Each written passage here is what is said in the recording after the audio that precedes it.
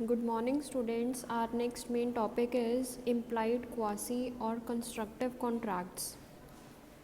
So, let us start with the meaning of implied contracts. एक valid contract के कुछ essential elements होंगे: a proposal and acceptance, capacity of parties to a contract, free consent of parties, legal object and consideration.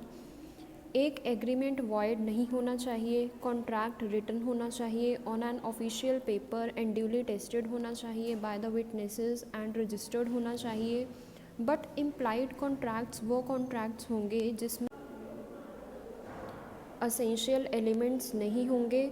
Implied contracts वो होंगे जहाँ कोई भी proposal and acceptance नहीं होगी। इम्प्लाइड कॉन्ट्रैक्ट्स वैलिड कॉन्ट्रैक्ट्स होंगे। ऐसे कॉन्ट्रैक्ट जहाँ प्रपोजल एंड एक्सेप्टेंस नहीं होगी तो वो इम्प्लाइड और क्वासी कॉन्ट्रैक्ट्स होंगे। फॉर एग्ज़ाम्पल, आपके घर में कोई रिलेटिव आया एंड उसका सूटकेस बाय मिस्टेक रह गया which is full of money. तो अब आपकी ड्यूटी ये बनती है कि आप उस सूटकेस को उसे रिटर्न कर दो, यूज़ मत करो। आप उस सूटकेस को रिटर्न कर दें टू दैट पर्सन ओनली। सो ये आपकी मॉरल ड्यूटी बनती है कि आप इस सूटकेस को रिटर्न कर दें। अब ये कॉन्ट्रैक्ट ऐसा कॉन्ट्रैक्ट है जहाँ ना ही कोई कंसिडरेशन है, ना ही कोई ना ही कोई एक्सेप्टेंस है, ना ही फ्री कंसेंट है पार्टीज़ का, but still it is a contract. तो ये इम्प्लाइड कॉन्ट्रैक्ट होगा। जो ये कॉन्ट्रैक्ट्स होंगे ये लॉ ही क्रिएट करेगा। इन कॉन्ट्रैक्ट्स में कोई भी एग्रीमेंट नहीं होगा between the parties. So implied contracts वो कॉन्ट्रैक्ट्स होंगे जहाँ पे जो असेंशियल एलिमेंट्स होने चाहिए एक वैलिड कॉन्ट्रैक्ट में वो एब्सेंट होंगे, वो नहीं होंगे। लाइक जहाँ कोई भी प्रपोजल एंड नहीं होगा, कंसिडरेशन एंड ऑब्जेक्ट नहीं होगा, फ्री कंसेंट भी नहीं होगा पार्टीज़ का, and capacity of parties to a contract, ये सभी एसेंशियल एलिमेंट्स नहीं होंगे। बट स्टिल कॉन्ट्रैक्ट एंटर होगा between the two parties. So जितने भी ऐसे कॉन्ट्रैक्ट्स होंगे वो इम्प्लाइड कॉन्ट्रैक्ट्स होंगे। नेक्स्ट कम्स द फीचर्स और characteristics of implied contracts. First, ये ऐसे कॉन्ट्रैक्ट्स होंगे which are created by the law. Next, कोई भी एग्रीमेंट नहीं होगा between the two parties in case of implied contracts. Next, ये कॉन्ट्रैक्ट सिर्फ उन्हीं दो पार्टीज़ के लिए होगा, like in the above example, जो पार्टी सूटकेस छोड़कर गई है उस पार्टी के घर में एंड जिसके पास सूटकेस छोड़कर गई है। तो इन दोनों पार्टीज़ के बीच में ही क्या हुआ है, इम्प्लाइड कॉन्ट्रैक्ट हुआ है। नेक्स्ट, ये कॉन्ट्रैक्ट तभी वैलिड होगा जब एक पार्टी मनी रिसीव करेगी।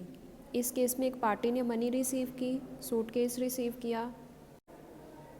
सो इम्प्लाइड कॉन्ट्रैक्ट्स वो कॉन्ट्रैक्ट्स होंगे जहाँ असेंशियल एलिमेंट्स प्रेजेंट नहीं होंगे एक वैलिड कॉन्ट्रैक्ट के, बट स्टिल वो कॉन्ट्रैक्ट्स वैलिड होंगे according to law. Next comes the types of implied contracts. First, supply of necessities to persons incompetent to contract. According to section 68, अगर एक person किसी incompetent person या party को necessities of life supply करेगा तो वो implied contract होगा। Incompetent person वो होगा जो एलिजिबल और एबल नहीं होगा to enter into a contract. For example, A is a minor, he buys rice food from B. तो जो बी है वो राइस की कॉस्ट रिसीव करेगा फ्रॉम एज प्रॉपर्टी। ये नेसेसरीज ना ही गिफ्ट होनी चाहिए और ना ही चैरिटी, एंड ओनली एक reasonable price he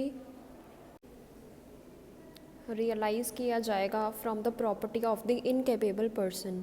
next, interest in payment due by another. अगर एक पार्टी ने इंटरेस्ट की पेमेंट की है on the behalf of another person तो ये ड्यूटी बनती है उस पार्टी की जिसके बिहाफ पे पेमेंट हुई है बाय दैट पार्टी कि वो उस पार्टी को पेमेंट करे on time. Voluntary but non gratuitous acts as per section 70, अगर एक पर्सन ने डिलीवर किए हैं goods to another person but not intentionally and उस पार्टी को अगर कोई भी बेनिफिट हुआ है उन गुड्स से, तो उस पार्टी की ये मॉरल रिस्पॉन्सिबिलिटी बनती है कि वो उन बेनिफिट्स के लिए पेमेंट करे। फॉर एग्ज़ाम्पल, ए ने बाय मिस्टेक गुड्स को डिलीवर किया टू बी, गुड्स रिसीव किए एंड यूज़ कर लिए, सो बी देयर बाय लायबल होगा टू पे for the goods. Next, responsibility of finder of goods. जब एक पार्टी ने दूसरी पार्टी के गुड्स को फाइंड किया होगा तो उस केस में पार्टी की ये रिस्पॉन्सिबिलिटी है कि वो उन गुड्स को अपनी सेफ कस्टडी में रखेगी and when he finds the lawful owner तो वो उन गुड्स को रिटर्न कर देगी to that person. Like in the previous example, आपके घर में अगर कोई रिलेटिव आया एंड उसका सूटकेस बाय मिस्टेक आपके घर में रह गया which is full of money, तो अभी आपकी मॉरल ड्यूटी बनती है कि आप उस सूटकेस को यूज़ मत करें और आप उस सूटकेस को रिटर्न कर दें टू दैट पर्सन ओनली। सो ये आपकी ड्यूटी होगी कि आप उस सूटकेस को रिटर्न कर दें on time. Next, payment of money और delivery of goods by mistake और under coercion. According to section 72, अगर एक पर्सन ने बाय मिस्टेक कोई भी गुड्स या मनी रिसीव की होगी एंड यूज़ किया होगा गुड्स को या मनी को, एंड बाय मिस्टेक अगर उसने रिसीव की होगी मनी या गुड्स, तो उसकी ये ड्यूटी बनती है कि वो उस पर्सन को वो गुड्स और मनी रिटर्न करे जो उसने बाय मिस्टेक रिसीव की थी। So these all are the types of implied contracts. तो हमने इस टॉपिक में स्टडी किया इम्प्लाइड कॉन्ट्रैक्ट्स का meaning, features and types of implied contracts. Thank you so much.